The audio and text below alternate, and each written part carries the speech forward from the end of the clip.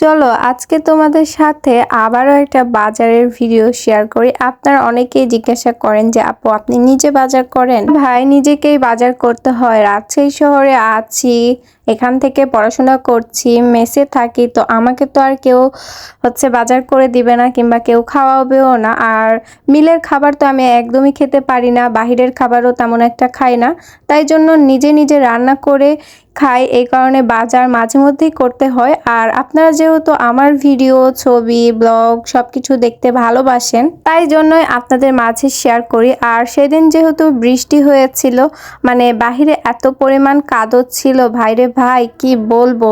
তো কাদর মধ্যে একটু বোরখা উপরে তুলেছিলাম, কেউ আবার কোনো মাইন্ডে নিবেন না। পরের দিনই প্রাইভেটে যাওয়া লাগবে, তো এই কারণে মানে বোরখাটা আমি ভিজাতে চাচ্ছিলাম না। কাদো ভরলে সেটা পরে আবার প্রাইভেটে যাওয়া একটা খারাপ দেখাবে, আর আমি বোরখা ছাড়া প্রাইভেটে যাই না।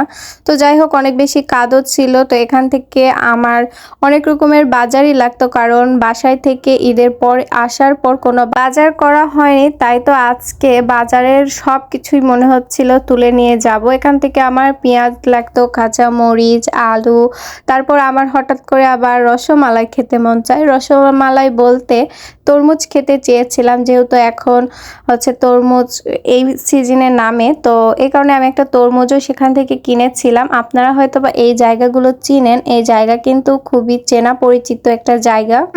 চেনা পরিচিত বললাম কি কারণে বলেন তো? এই যারা রাজশাহী শহরে আছে তারা এই জায়গাগুলো খুবই ভালো করে চিনবে, জানবে। যাই হোক, রাজশাহী শহরে থেকে মোটামুটি আমিও অনেক রকমের জায়গা চিনতেছি, নতুন নতুন জিনিসের অভিজ্ঞতা হচ্ছে, আর নিজে নিজে রান্না করে খাচ্ছি। আমার নিজেরও মানে ভালো লাগছে অনেক কিছুই। সেদিন কিনেছিলাম ঢেঁড়স, আর ঢেঁড়স ভাজি খেতে অনেক বেশি ভালো লাগে। আর কিছুটা লম্বা লম্বা করে কেটে নিয়েছিলাম, ওগুলো আলু দিয়ে চচ্চড়ি করব। বাসায় থেকে এতগুলো মাছ নিয়ে এসেছিলাম, বাট আমার মা মাছগুলো ভাগ করে দেয়নি, সেগুলো আবার ভিজে রেখে আস্তে আস্তে একটা একটা করে পলিথিনে আবার ভাগ করে ফ্রিজে রেখে আসবো। ঢেঁড়স ভাজি যেহেতু একাই থাকি, তাই অল্প কিনেছিলাম। আর এটুকু ভাজি করতে গেলে মানে আরো কমে যাবে, অল্পটুকু হবে, আর এটুকু দিয়ে আমার খাবার খাওয়া হয়ে যাবে। ইস কি সুন্দর, তাই না?